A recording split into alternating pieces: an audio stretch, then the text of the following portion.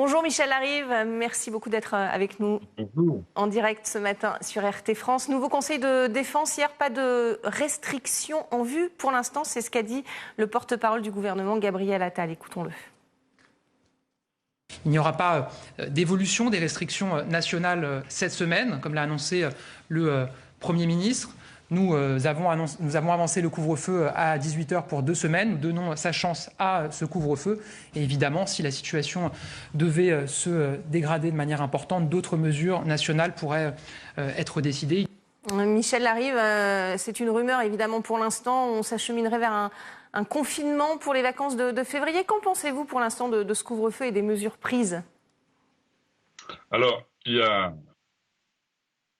il est vrai que le gouvernement et son porte-parole, le gouvernement a des informations que nous n'avons peut-être pas. Il décide, lui, en son âme et en conscience. Maintenant, nous avons le droit, parce que nous sommes dans l'opposition, de critiquer aussi ce qu'il se passe.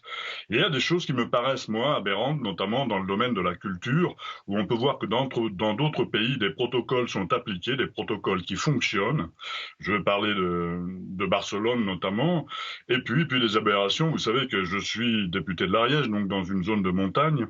Vous pouvez aller rentrer chez des commerçants dans une station de ski, mais en sortant dehors, vous ne pourrez pas faire du ski. Vous voyez, il y a quelque chose qui est... il y a une espèce d'incohérence dans des mesures qui sont prises. Et puis, j'ai envie de dire, il va bien falloir à un moment donné planifier, anticiper et se dire que malheureusement, ce virus est là pour encore un bout de temps.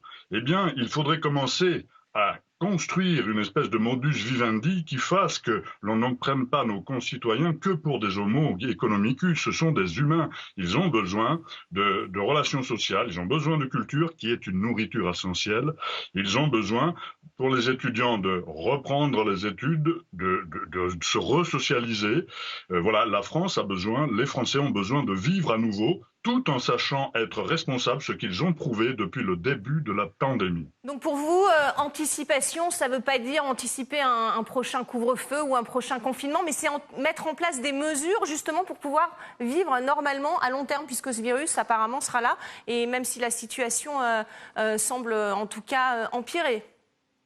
Alors attendez, je viens de vous dire en préalable que le gouvernement a peut-être des informations que moi je n'ai pas. Donc s'il faut confiner par mesure de responsabilité, je suis responsable, nous sommes responsables.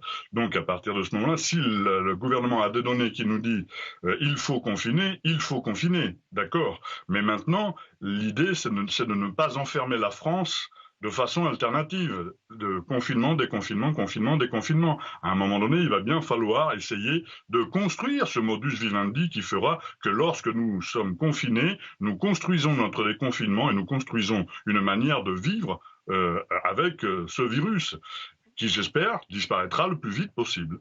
Alors ça, on n'en sait rien pour l'instant. Parlons des contrôles aux frontières. Depuis lundi, des tests PCR négatifs sont obligatoires pour les étrangers hors UE. Ils doivent être mis à l'isolement pour une période de 7 jours. Or, on le voit, ça ne marche pas vraiment. Il n'y a pas de contrôle réalisé, notamment sur ces isolements. Pour vous, c'est quoi ? C'est juste de la communication ou comment vous jugez cette politique de contrôle des frontières ? C'est de la communication et de la demi-mesure, parce que si nous, Français, faisons ceci, soit. Maintenant, quelqu'un qui veut rentrer dans l'UE, il peut rentrer par 27 pays, ou dans l'espace Schengen un peu moins, mais en tout cas, il peut rentrer dans l'UE, et une fois qu'il est dans l'UE, il peut aller où il veut. Il peut, à l'intérieur de l'UE, si quelqu'un décide d'atterrir en Espagne, eh ben, il peut prendre le train pour arriver par Barcelone ou par Hendaye en France, sans problème. Alors qu'est-ce qu'il faut faire ? Il faut imposer des restrictions au niveau des pays européens. Ça va être l'objet d'ailleurs de discussions au Conseil européen aujourd'hui. Il faut être cohérent. C'est-à-dire que il faut essayer d'harmoniser nos politiques européennes de manière à ce que, vous voyez, par exemple, la solution qui est proposée par ce gouvernement est de fait, à partir du moment où ils le disent, obsolète. Jean-Louis Debré, on l'a vu cette semaine, a accusé l'exécutif de l'avoir incité à reporter les élections régionales après la présidentielle. L'ancien ministre était chargé de rédiger un rapport, on s'en souvient, sur la tenue de ces élections dans le contexte sanitaire. Voici ce qu'il a dit lors d'une audition récemment au Sénat, regardez. Ceux qui étaient à l'origine de cette réflexion avaient un souhait que j'ai deviné, qui était de reporter ces élections départementales et régionales à beaucoup plus tard, après l'élection présidentielle.